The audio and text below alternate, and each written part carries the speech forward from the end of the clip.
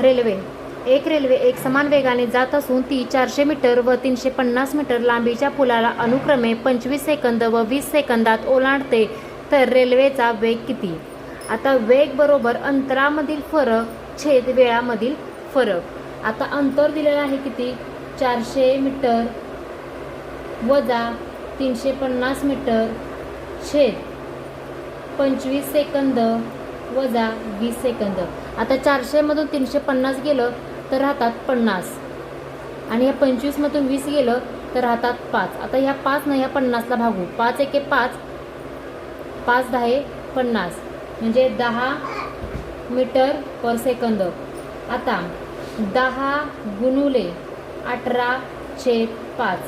आता ह्या 5 न ह्या 10ला भाग जातो. 5 एके 5, 5 दुने 10, 18 दुने 36, 36 किलोमीटर